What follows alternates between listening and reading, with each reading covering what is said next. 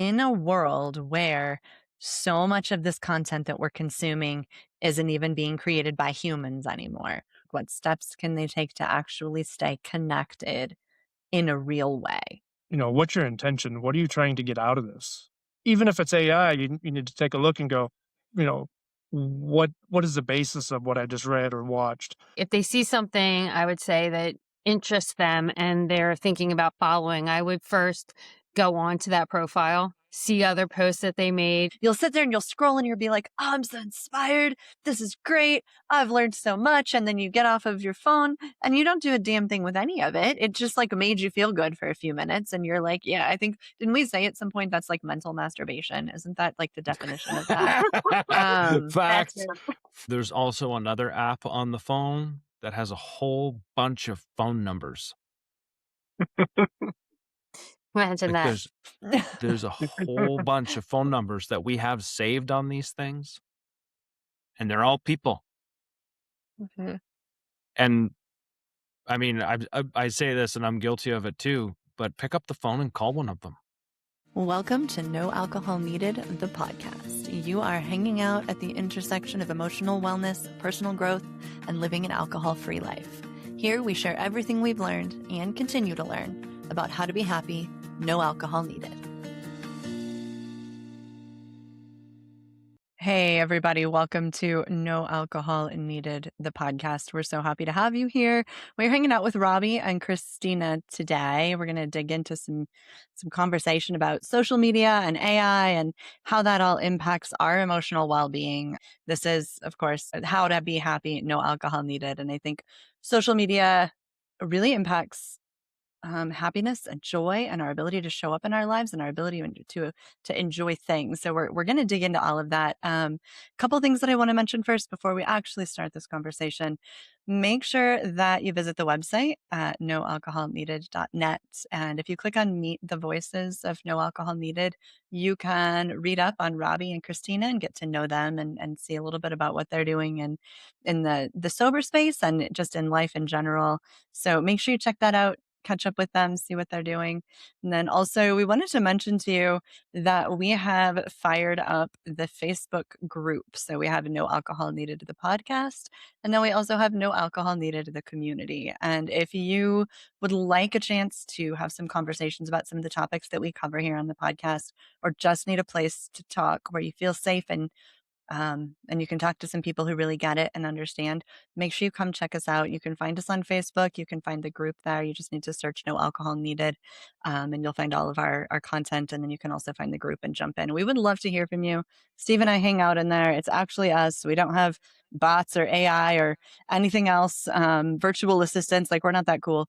We don't have anybody like replying to anything there. It is actually us. So please check it out. Please come hang out with us. We would love to hear your thoughts that come up in the course of these conversations. We've had some great feedback and we would love to hear your thoughts. So, that said, Robbie, Kristyna, welcome. Thank you so much for being here. How are you guys tonight? I'm doing well. Same, Robbie's me too. Robbie's hanging out from his car, which is amazing. I love that we can create podcasts from literally anywhere. It's pretty Anywhere. awesome. Mhm. So there is no denying that social media has taken over a large part of our time as a society and is therefore impacting our thoughts nearly all of the time. And I think this is really concerning, especially now as we live in a world where social content is produced by artificial intelligence. So our focus here on No Alcohol Needed is to explore ways to improve our overall emotional well-being. And social media undoubtedly plays a role in that, for some more than others. But I think it's safe to say that we can all benefit from an increased understanding of how this technology is being used, how to identify it, and how to balance the time that we spend online in a way that keeps us safe. So I will start out by sharing a stat with you guys that I think is fascinating. The average adults worldwide, so not just in America, but worldwide, spends 2.5 hours a day on social media. And if you think about how that adds up over the year, that's an incredible amount of time. 1 in 5 people report that it negatively impacts their mental health.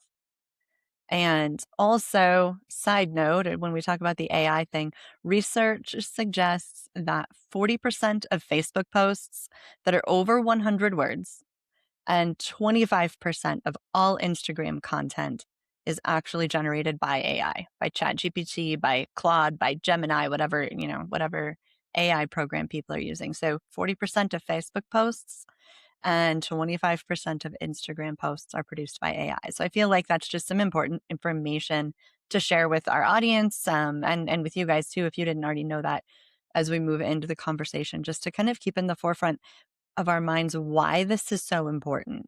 Social media has become so ingrained in all of our lives that it's just like a constant. And I think sometimes we forget how much of an impact it has. So, with that said, we're going to start by talking about like what emotions come up or tend to be amplified when you spend time on social media.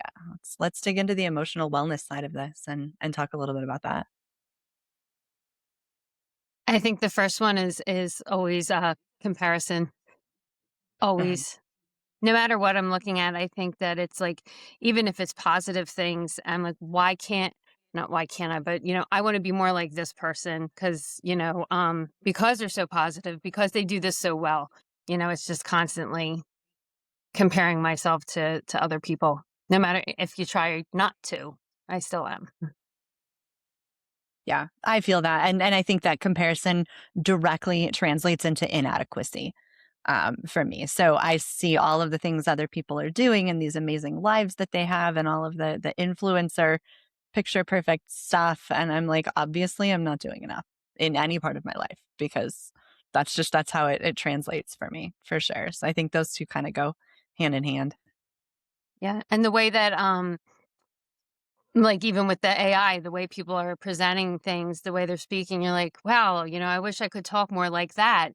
When in reality, it's not really a person even saying that. So, Right. mhm. Speaking of that, the crazy thing was if you play around with AI enough, you can get a grasp for what its cadence is, for what it sounds like when it says this but not this, and it creates contrast inside of whatever it's trying to tell you. So it pulls you in both directions. It is generally written by AI. That never really happened beforehand. And you can see content creators now that I'll watch because I've used AI enough now just in like my own exploration that I can hear the AI in the actual reel. Like I I question, and this might suck for especially someone who's a real content generator and they pride themselves on the authenticity that they create and the work that they put into it. And a lot of the times when I'm like, if I catch that, I just flick on by. I'm like, this isn't even this. It might have been this person's idea to start, but how this idea is formed is not. It sounds like Chat GPT, but just using words, and you really start to question the validity and the realness of whatever it is you're watching. It has not just become the performative nature now is turned into art, the art of performing what I can get from Chat GPT rather than the art of creating it, then performing it. Hmm. Like, Yeah, and to so and to Christina's point about like watching people and thinking, "Oh my gosh, I wish I could speak that way," and wish I could come up with ideas like that, and the stuff that we feel there. I think a lot of people are really aware that the Facebook posts that they're reading, like it's easy to identify which ones are written by some version of AI. I remember a friend of ours, we were talking about how it seems like everything's produced by AI now. And she's like, "Oh, I have one for you. This is definitely not AI." And she hands us a reel, and it's this guy just holding the phone, his phone up, speaking to his camera. and, saying all of this stuff. And then it was pretty, like, it was super colorful and it was super engaging. And it was 100% written by AI. You could hear the exact structure of ChatGPT in all of the words. He just said it with like great performance. And I think people don't realize that even those people that are like just speaking at their phones, that's also AI. And so I think, yeah, we'll dig into the impact that AI has in general. But Robbie, what emotions come up for you when you use social media, especially when you find yourself scrolling a lot? So I've changed my methodology this year. I do not watch a lot of stuff that I know is AI anymore. I have pretty much changed my algorithm to follow people that are real, and so it gets a lot of that comparison out of there. I'm not the space of, you know, telling people how to live their lives and all that stuff is so crazy deep with AI now. Uh, I just follow creators now that are doing real stuff, and if not, I just, unfollow them or just move on. Uh, it's to the point where, with Facebook, Instagram, any of it, you can spot, like you guys were saying, you can spot those AI written stuff, narration, all that stuff. So, a lot of people that I follow in the running community, if they got their phone hand and they're running and they're talking, maybe AI wrote it, but if they're deep into a race, I know they're not, Hmm. reading off a rehearsal or something that AI wrote. So for me, it's just really finding what I want to watch and turning all that other off. Because, same thing with Kristyna's comparisons, horrible. Uh, so this year, social media is quite different for me. Yeah. So if we're going to talk about the emotion part, what what what it normally brings up for me is the one big one is anger and the other one is urgency. Anger at because social media is so polarizing. Sometimes I just can't believe people say this stupid ass shit that they say, and that makes me angry. And then there is a lot of stuff that borders on hate and segregating men from women and color from color, and when we're trying to when we should be doing something that's unifying, where all we're doing is creating a greater void in there. And I like that's literally what keeps people on the damn platforms, is making people angry because they want to comment and engage with something that hits them in a spot that means something to them. So we have catastrophe that gets your attention because the world is ending. Like that's where we're at right now with social media. So then eventually one of those hooks grabs your attention and you're like, why the fuck did I end up here? This is crap. Like, so that's what we're going to talk about, the emotions that come up on the negative side. There's that. And then some of the things that come up on the positive side are, I'll see people doing things that, I wish I could do. And I don't use that in a comparison negative way. It makes me curious about what they've done to get themselves where they're at.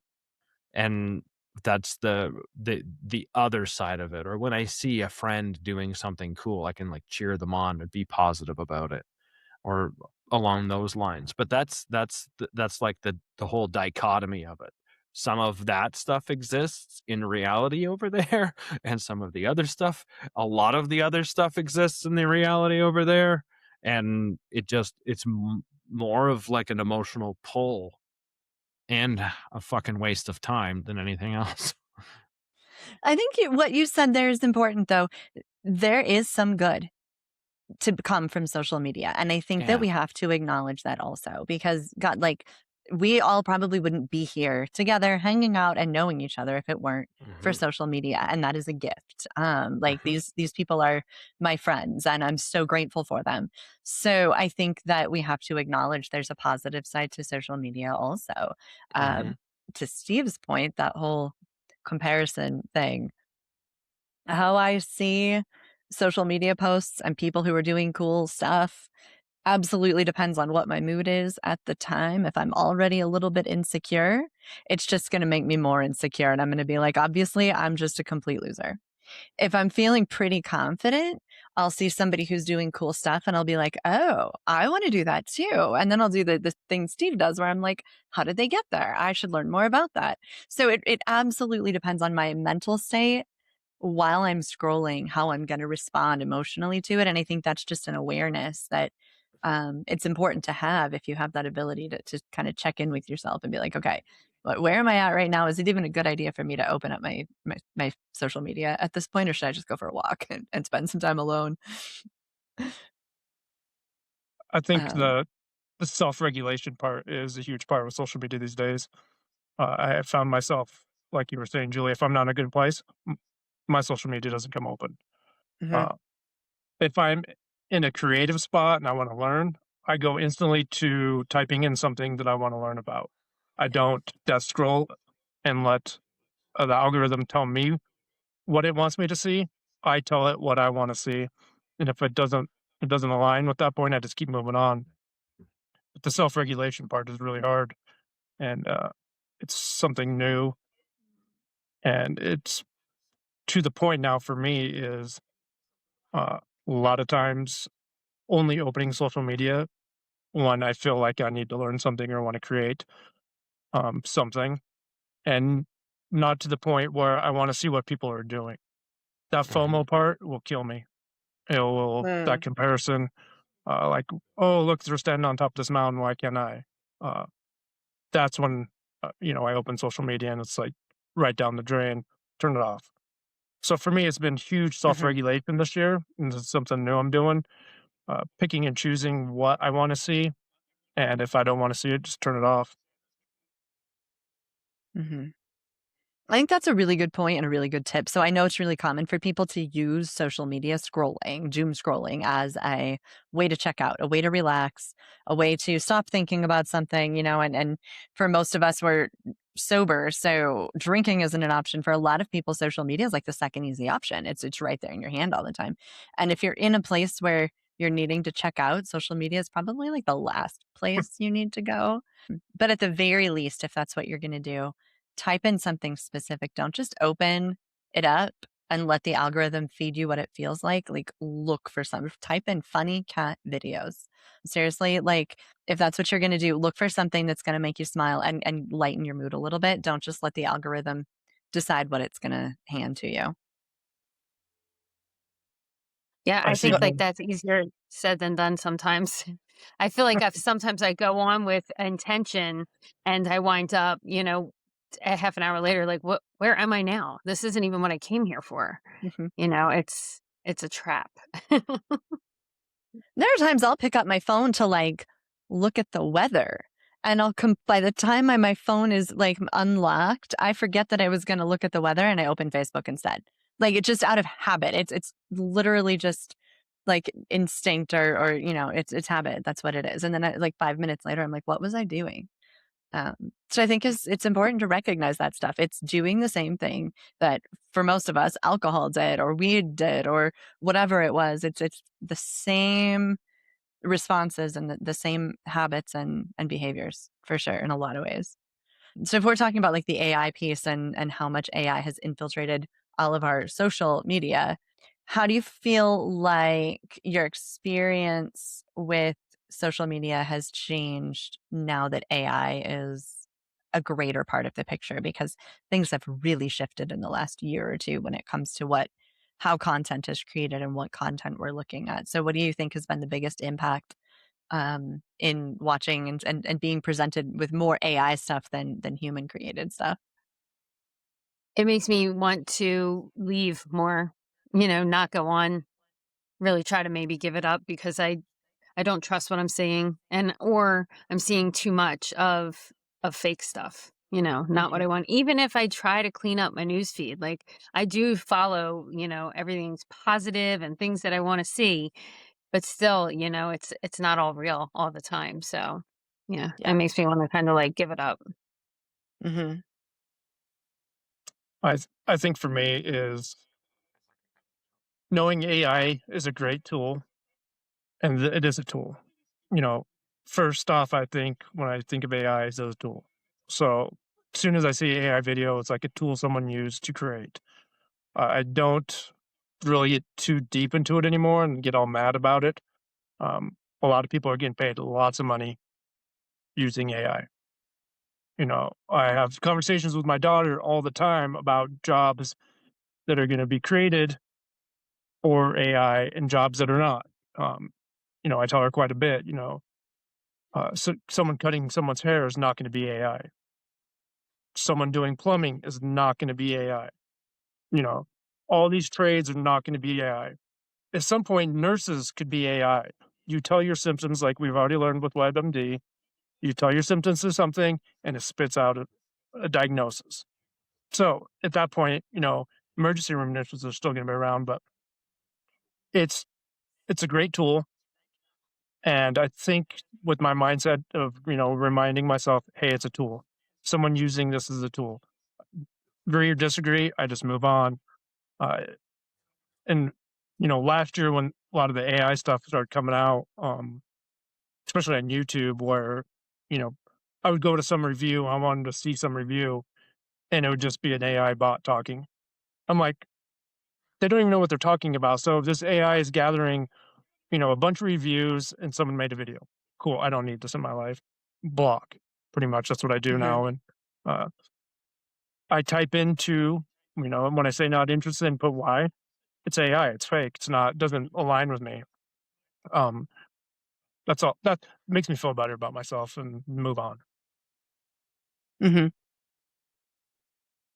Yeah, I agree with that, and telling it you're not interested is huge. We do have the power to shape our algorithms if we take the time to do it, and we can tell it what we want and what we don't want.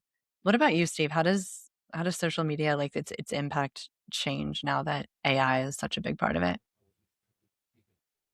It has made me, I think, realize more the importance of human connection. Mhm, I think that's what it has done.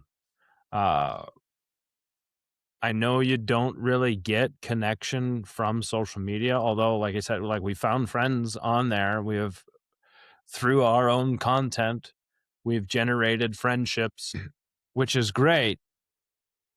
But I don't. My viewpoint on that is, uh, I guess, what is your purpose? Are you on? If you're on there to make money, then friendships aren't a thing that you care about, anyways. If you're on there, then you're just gonna generate whatever hits, whatever, you know what I mean? So I'm on there to try and connect with people. So if it's not people, I try my best to move on. It's interesting just to try and distinguish the two. But what it's really done for me is it has put a higher price tag on human connection than it had before. Like, that's what's made it more glaringly obvious to me that I want real people. And that's okay if that's what I'm going there to get. And generally speaking, though, it's all about connection. mhm. That's kinda been where I've been too with it is, when I first got on Facebook, my kids were little. I think my youngest was probably about a year old, so I've been on Facebook for 18 years. And, I took a little bit of a break there when I first stopped drinking because I realized it was really impacting my mental health, so I took a few years off, and I've been back on it now for a few months, but when I first got Facebook, and I think when Facebook first came out, the whole point was to keep in touch with friends and family in a way that we couldn't before. It was a chance to post what you did that day and have conversations about it and share this or share that, share recipes and stories from your day and cute things your kids did. And like that was actually social media. I felt like I was really connecting with friends and family at that point back when the kids were little and I was stuck at home all the time. I had no social life because, who has time for that when your kids are little? And it was great and it met that need. And then slowly but surely over the course of time, it has turned into something that does not meet any social needs at all. And so that's the connection piece I think that Steve's talking about. Now my one of my fears is that there are still people on there who don't realize that they're not getting connection. It still feels like connection. They will read some AI post that has a picture on it. They'll go into the comments. They'll start yelling at people and screaming and throwing, whatever, all of the horrible things. And then there'll be big fights in the comments and they're like, okay, I've socialized today. And I think that actually happens. Like people, that's the closest thing to connection or socializing that they're getting. And then that's what's occurring. And to me, that's scary because I think a lot of people don't recognize what is happening and what connection actually looks like and what socializing actually looks like, because Facebook has been the prime or Instagram or whatever it is that you're using. That's been the primary source of socializing for so many people I mean, we're going on like 2 decades now, which is kind of like hard to even wrap my head around. But yeah, I mean, when my kids were little and I lived rurally, I didn't have people to hang out with. So social media was how I socialized. And I don't think I'm alone in that, but we've lost so many social skills.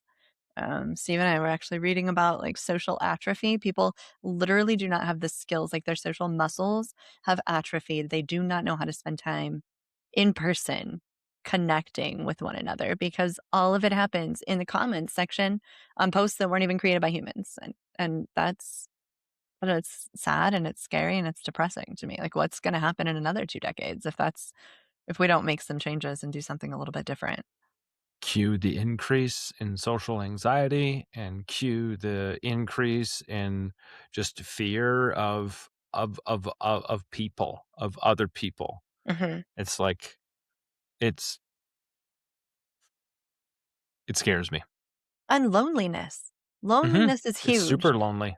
And if you think that that is connection and that is the only thing you're doing for any source of connection, you're going to end up feeling lonelier in general, which leads to, I mean, and loneliness is the driving force behind depression and even suicidality and all of that. So, I mean, there's so much there that scares me. And AI just kind of, I don't know, magnifies so much of it because now we're not even fake connecting with other humans. We're literally just fake connecting with robots, which is hard to even fathom, right? Like we're all in our 40s. We still existed in a world as teenagers where social media wasn't even a thing. And now we're in our 40s and we're like half the content, 75% of the content, the stuff we read at any given point was created by robots. Like mind boggling. Um, so how can you tell if like when you're using social media, if you're not using social media, all of that, how can you tell, how can you feel that it's actually either supporting you or draining you? Because one of the things that we want our listeners to hear and understand and be able to spot in themselves is this doing me good or is this causing me harm? So when you guys actually, feel those things, what does it look like for you? And how can maybe our listeners sort of spot that in themselves? For me, it's wanting other people's lives. Once I start noticing that, it's time to shut it down. It's pretty simple now. I've learned over the years that if I'm watching and I go, why can't I be this person? Why can't I do this? Why can't I do that? Uh, that I'm done. Uh, Time to shut it down. It's that comparison thing again. And I can spend all the time I want trying to be like other people when I just need to put the phone down and get out there and do it. So Hmm. that's the big thing now for me is once I start feeling that, and it's like, um, you're dreaming of this life that you don't have through this other person that you see on Instagram and you want their life. Okay, I'm done. Uh, that means that I need to start putting some work back into myself. And, a lot of times it's just being in that state of, doom scrolling or whatever you want to call it. And um, really, it's looking for comfort. I Hmm. found looking for comfort in something that gives me a dopamine hit. And it just doesn't serve me good anymore. I've been spending less time on certain social media apps just because, it just doesn't do me any good. Um, I was watching this guy that I've watched on YouTube for years, and I watched him go from under a million, and now he's got over Right. 20 million followers, and he finally just retired. And he turned his comments off at the very beginning of YouTube, and he wouldn't talk about it. And he was on another YouTube channel, and the host was like, "Why'd you do that?" And he goes, "Validation from social media is the death of me. It's not good for anyone. You shouldn't be reading your comments." He goes, "If you're getting on there and reading your comments of something after you posted, you're done." And the guy kind of said, "Well, elaborate on that. What do you mean?" He goes, "You're putting this content out. People love you." And he goes, "It's not about that. What is It's not happening? about me. It's about me teaching you and showing my life. I don't want anything from you people. That's it." Um, and I like digested that for a few days because this guy's like been feels like a big part of my life. And after that was right before the new year. I was like, wow, that still hits me. And I still think about it every day, what he said. And um, he's very religious. And it was like, if I'm getting my validation through my comments, I'm leaving my family, I'm leaving my faith, I'm leaving everything.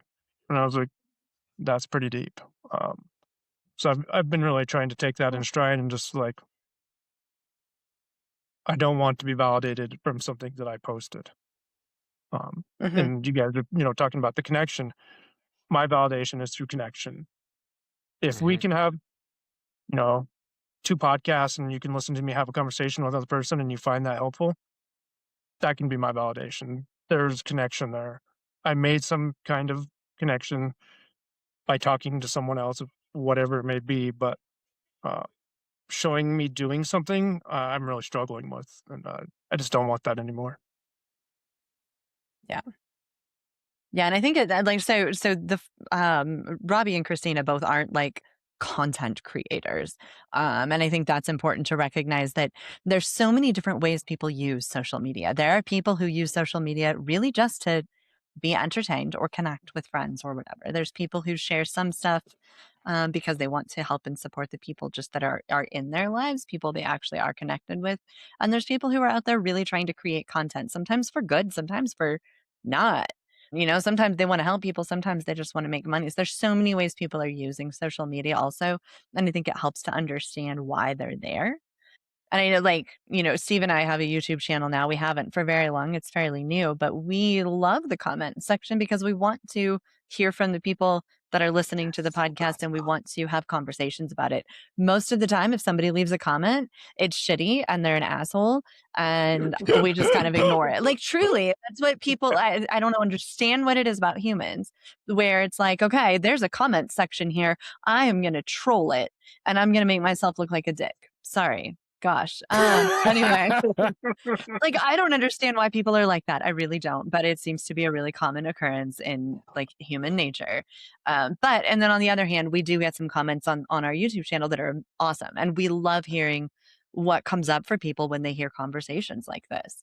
Um, Go ahead, Steve. Where in the world, anywhere in the world, can you roast someone belligerently from your bed, from the toilet seat, from the couch, from your kitchen, from a airplane, from wherever?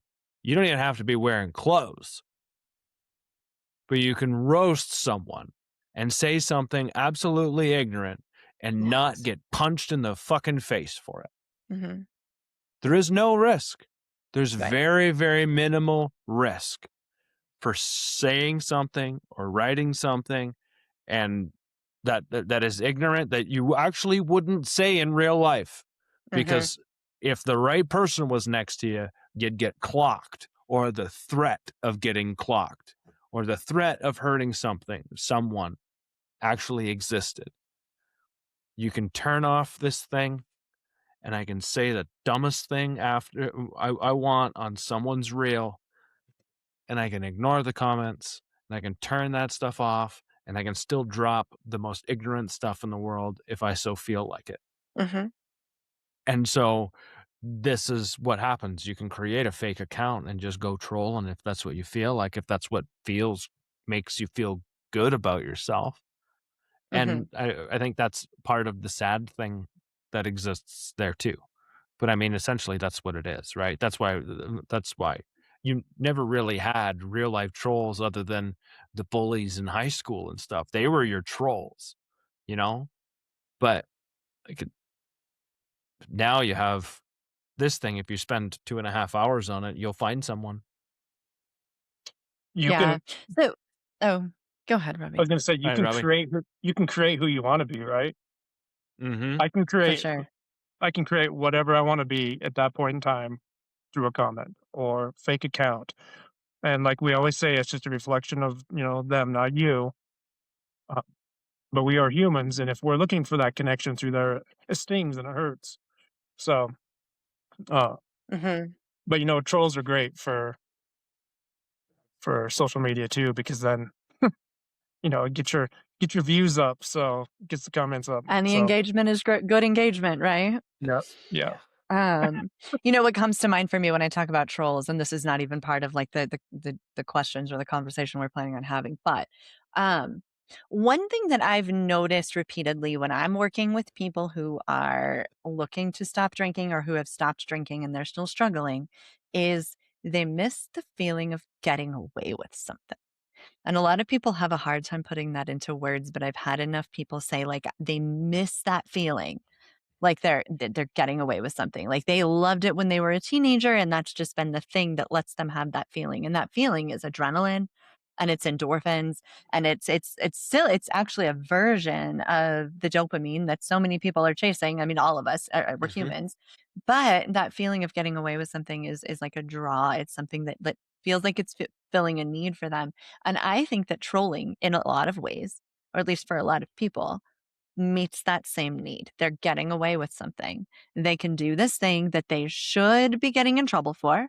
They should be suffering some consequence for, but they're not. And so it's just feeding that same like adrenaline monster in there. Like if those people would just go out and hike a mountain or like, learn to rock climb, they could get that adrenaline in a healthy way instead of just trolling on the internet. But I mean, we're not going to be able to convince them of that. But I do think that those things are tied together when it comes to that behavior. yeah. I agree. And I mean, if we look at the world that we're living in right now, with everything that's going on, you see it more and more prevalent too. Um, you see those people that would not get outside and do things, and now they're getting outside and doing, um, what some would say is good in their social circle, and where other people are like, "Why are you doing this?" They're missing something, and they need that adrenaline, that dopamine hit, whatever it is. And unfortunately, they're finding that through connection in real life in the wrong way. If they put that energy into something else, I'm going to use something really easy like a book club. Yeah. That is totally different, right? And you th- you think about, well, book club. Well, hey, there's a lot of good stuff that happens in book clubs. You sit around, you read a book, you talk about the book, you get connection, you get to learn about someone, they get to learn about you. Now is I don't want to know who you are, but I want to go out and break shit and do the same things you are because that's our connection point. So we're really kind of losing a lot of, I want to say, faith in a moral compass where people are now thinking that it's okay to do this because we've learned it online that I control and I can actually go out and do this in person and it's okay. Mhm. Everyone else is doing it. Right. But there's consequences, right? And we're seeing those consequences. And what does that do? The trolls come out even more. We're in a vicious cycle, Mhm. and um, it's very interesting to me. Mhm.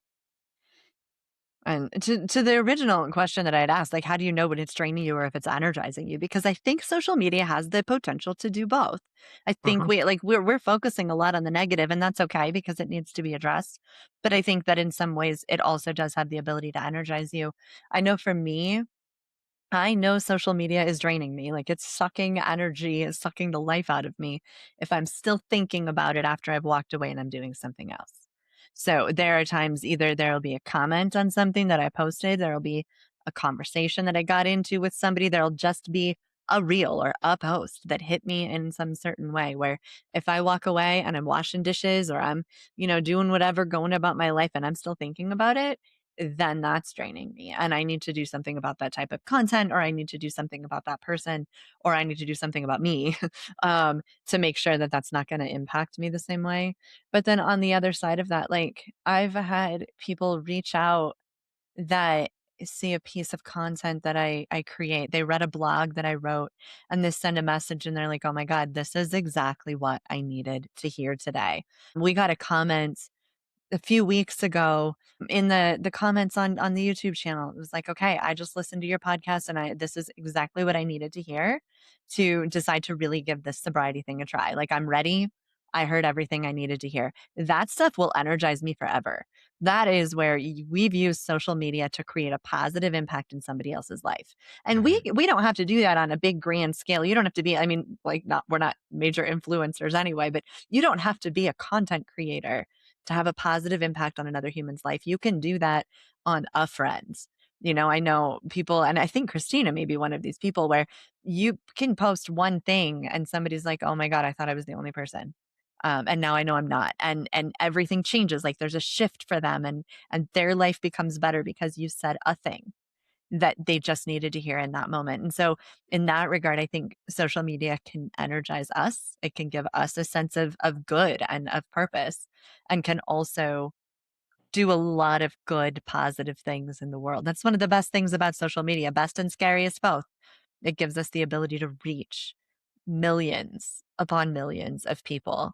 And depending on how we use it, it can be for good or for bad. And Kristyna, welcome back. I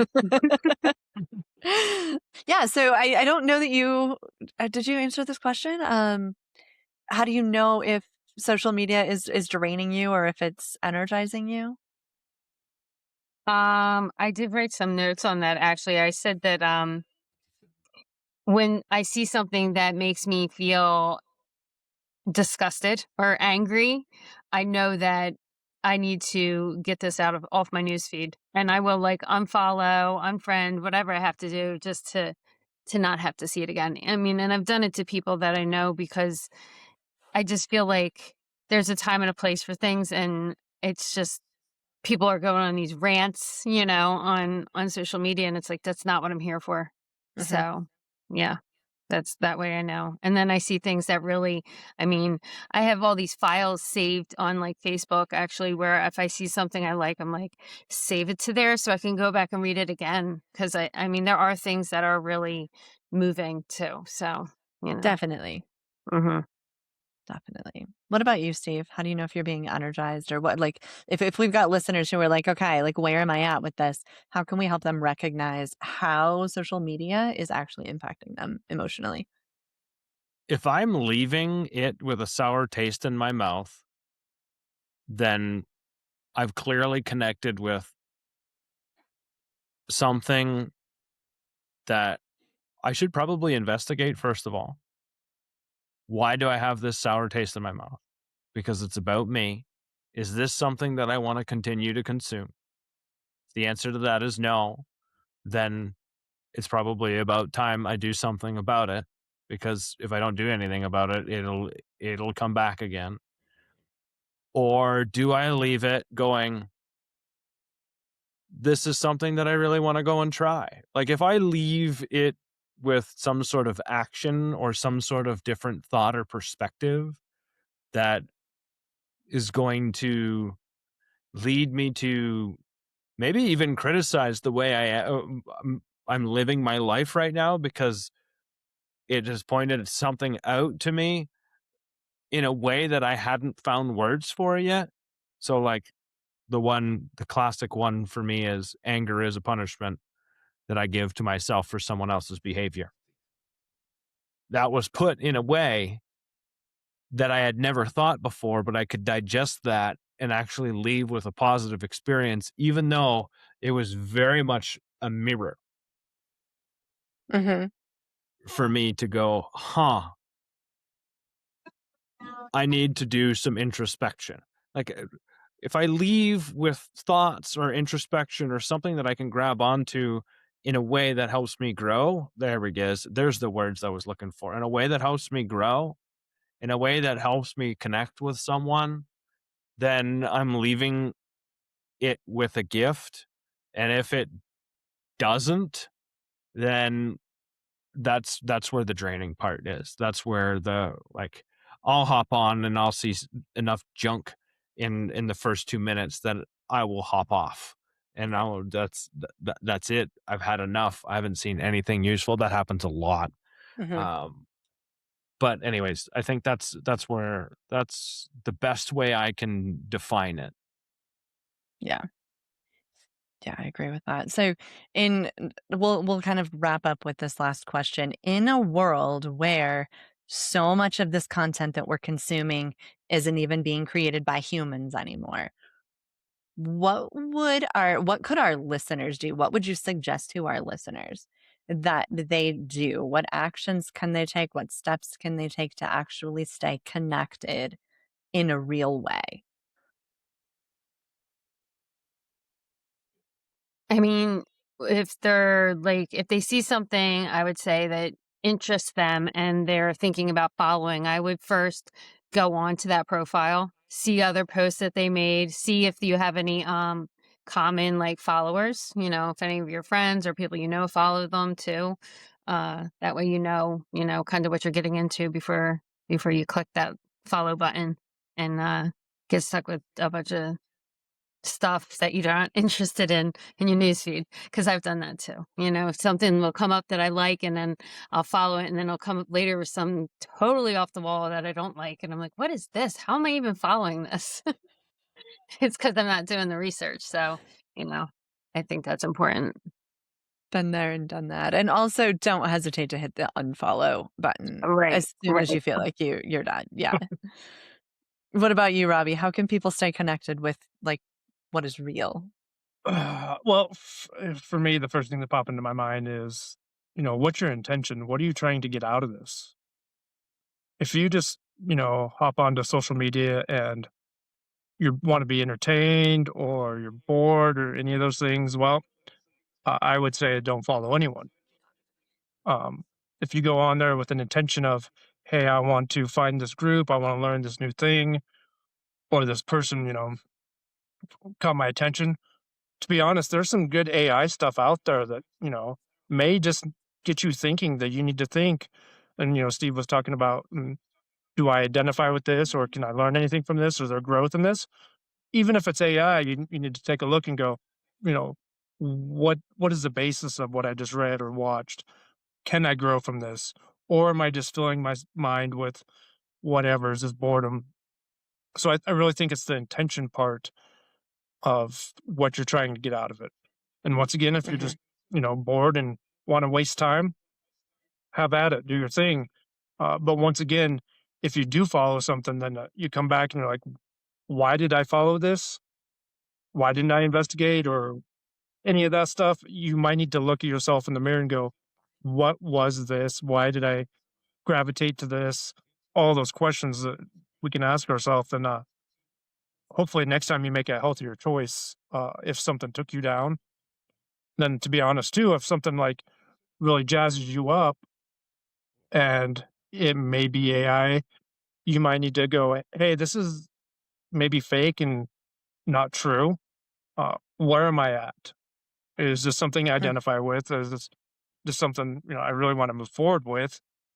And it depends where you're at, but I just think it really has to do with intention.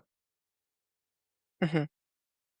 Yeah, I completely agree with that. And I think, there's so many different ways we can go with this. Like, how do you stay connected with what is real in this world where so much isn't even created by humans? And my first advice is get off of your phone and go hang out with other humans in person and exercise those muscles a little bit. But if we're talking about the social media and using that to connect, I think one thing that a lot of us do, and Kristyna, maybe you were talking about this a little bit, where you hit the save button because you're like, "Ooh, that was good." You like it, and it made you think, and it resonated, and you're like, "Oh yeah, I should think about that again." And I have like whole chunks of saved folders on Instagram and on Facebook and on Pinterest that are like, ooh, that was a great thought. And so I save it and I never look at it again. I get nothing out of it. It's just there. It's just sitting there. And I know I've talked to another friend of ours. She does the same thing. Like you'll sit there and you'll scroll and you'll be like, oh, I'm so inspired. This is great. I've learned so much. And then you get off of your phone and you don't do a damn thing with any of it. It just like made you feel good for a few minutes. And you're like, yeah, I think, didn't we say at some point that's like mental masturbation? Isn't that like the definition of that? Facts. Yeah. Yep. I am just full of all kinds of things. I don't normally talk like this, folks. Anyway, but I think that if you want to stay connected with what is real and what is helping you grow, take one of those posts that you saved, one of those quotes, one of those ideas that sparked something for you. Take it away from your phone, away from your screen. Go put it in your journal. Write what comes up for you. That's the way to use it. Like, how does this actually show up in my life? What can I gain from this particular post? Or, when you're having coffee with a friend, be like, I read this thing. Let's talk about it. Let's have a discussion. What is this? How does this show up for you? What does this mean for me? Let's like create some ideas and thoughts around it. And then you're using the thing from social media and you're using it to actually connect either with yourself or with another person. And I think there's a lot of value in using it that way. I agree. So I was going to take this the same direction that you were going to take this right off the bat, because these things where we watch the social medias on, there's also another app on the phone that has a whole bunch of phone numbers. Imagine Like that. there's a whole bunch of phone numbers that we have saved on these things, and they're all people. Mm-hmm. And I mean, I say this and I'm guilty of it too, but pick up the phone and call one of them. Yeah. That's where connection is. Connecting with you over this is a means for me to connect with you potentially over a phone call or over a video call. And the more degrees of separation I take away, the better I get to know you. A lot of times social media is literally unidirectional. It is me on a video and you listening to me, but we never get to have a conversation about it. We never get to talk. We never get to actually share the idea. It sounds great. It looks great. It's all of the things. Bidirectional conversation. Take the post, share it with a friend. Like you said, Julie, what's your opinion on this? How does this idea hit you? Connection is shared by ideas and stories. And that happens by picking up the phone and calling a person, which is now like considered intrusive. Going out and spending time with them, getting off the couch and going to be with another human. There is no better replacement for human connection than sitting in the same space with someone and figuring out what's uncomfortable and sharing smiles and sharing all of that. Social media is a great tool to find those people and share space with them. That's how I'm going to end this. Thank you, Kristyna, and thank you, Robbie, for being over in the Utahs and joining us here on your phone from your vehicle. Kristyna, it's always great to have you join us. So thank you guys so much for your thoughts and your stories and everything you guys bring to the table. And to our listeners, we'll see you again next week. Hit share. Hit share? Yeah, why not? Hit share. Share it with someone. Share this with someone who also watches way too much of this, because I do it too. I'm guilty as just as much as probably most of us. Subscribe, follow, share with a friend, share some ideas. Join the Facebook group. Share your thoughts there too. Welcome social media. Go figure. There's no irony there at all. I None. know, right? I know. Anyways, thank you too. Thank you too very much for being here. Thank you. Thanks.